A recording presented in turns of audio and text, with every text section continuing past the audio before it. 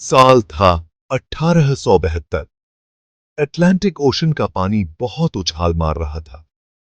4 दिसंबर का दिन था और डे ग्रेटिया, एक ब्रिटिश जहाज, न्यूयॉर्क सिटी से जेनुआ, इटली की तरफ जा रहा था। कैप्टन डेविड मोरहाउस दूरबीन से समुंदर को देख रहे थे। कुछ तो गड़बड़ लग रही थी। दूर से एक जहाज अजीब तरह से हिल रहा था। ऐसा लग रहा था जैसे उसे कोई चला नहीं रहा हो। उन्होंने अपने क्रू को उस जहाज को जांचने का हुक्म दिया। जैसे जैसे वो उस अजीब जहाज के पास पहुंचे, उनके रोंगटे खड़े होने लगे। वो जहाज मैरी सेलेस्ट था, एक अमेरिकन मर्चेंट ब्रिगेंटीन। वो एकदम सही हालत में था, लेकिन उसमें कोई इंसान नहीं दिख रहा। उसके कुछ सेल्स खुले थे, कुछ फटे हुए भी थे। उसका कार्गो होल्ड शराब से भरा था। खाने और पानी का भी पूरा इंतजाम था। और तो और जहाज की लॉग बुक 10 दिन पहले ही अचानक खत्म हो गई थी। आखिर हुआ क्या था? कैप्टन मोरहाउस सावधानी से अपने कुछ आदमियों के साथ मैरी सेलेस्ट पर चढ़े। जहाज में एकदम सन्नाटा था। न कोई लड़ाई के निशान थे, न ही खून के धब्बे, और न ही ऐसा कोई सुराग जिससे पता चले कि क्रू जहाज क्यों छोड़कर जाएगा। बस एक ही चीज गायब थी, वो थी लाइफ बोट। मैरी सेलेस्ट का ऐसे सुनसान हालत में मिलना समुद्री दुनिया के लिए एक बहुत बड़ा धक्का था।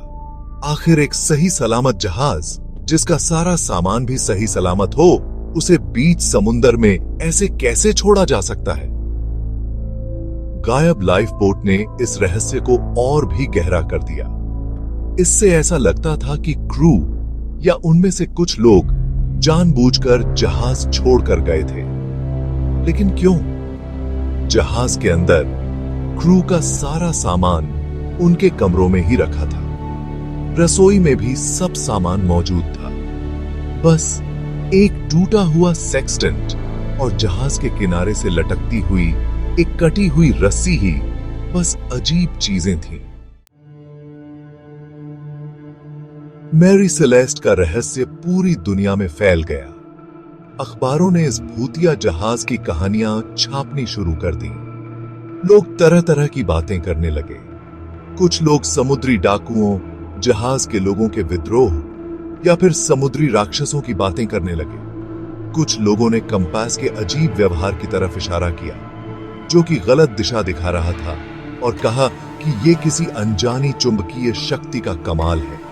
तरह तरह के अंदाजे लगाए गए, हर एक पिछले से भी ज्यादा अजीब। क्या हो सकता है कि क्रू जहाज में रखे सामान से निकलने वाले धुएं से बेहोश हो गया हो? क्या वो किसी बड़ी लहर या तूफान का शिकार हो गए, या फिर कुछ और भी भयानक हुआ था? सेक्शन 4, अजीबोगरीब घटनाएं। मैरी सेलेस्ट जल्द ही एक शापित जहाज के रूप में जाना जाने लगा। नाविकों ने उस जगह के पास अजीब रोशनी देखने की बातें की जहां वो जहाज मिला था। कुछ लोगों ने तो यह भी दावा किया कि उन्होंने उसके लापता क्रू के भूतिया रोने की आवाजें लहरों के बीच से सुनी है। आज भी मैरी सेलेस्ट असाधारण घटनाओं की खोज करने वालों और रहस्य में रुचि रखने वालों के लिए एक दिलचस्प विषय बना हुआ है।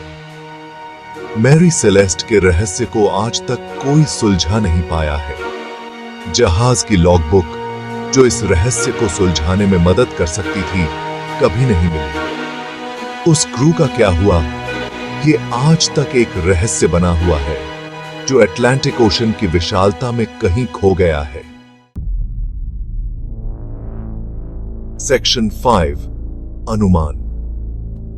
इतने सालों में मैरी सेलेस्ट के रहस्य को समझाने के लिए अनगिनत अनुमान लगाए गए हैं। कुछ विशेषज्ञों का मानना है कि पानी का बवंडर या मीथेन गैस का रिसाव जैसी कोई प्राकृतिक आपदा आई हो, जिसके कारण क्रू घबराहट में जहाज छोड़कर भाग गया हो। कुछ का कहना है कि क्रू समुद्री डाकुओं या विद्रोह का शिकार हो गया हो। सेक्शन 6, एक अनसुलझा रहस्य। 100 साल से भी ज्यादा समय से हो रही छानबीन और अटकलों के बावजूद मैरी सेलेस्ट का रहस्य आज भी बरकरार है। जहाज का अचानक गायब हो जाना, कोई ठोस वजह का न मिलना और उसके मिलने के पीछे की अजीब परिस्थितियां ही उसे समुद्री कहानियों में सबसे बड़ा भूतिया जहाज बनाती हैं। मैरी सेलेस्ट हमें याद दिलाता है कि समुद्र कितना विशाल और अप्रत्याशित है।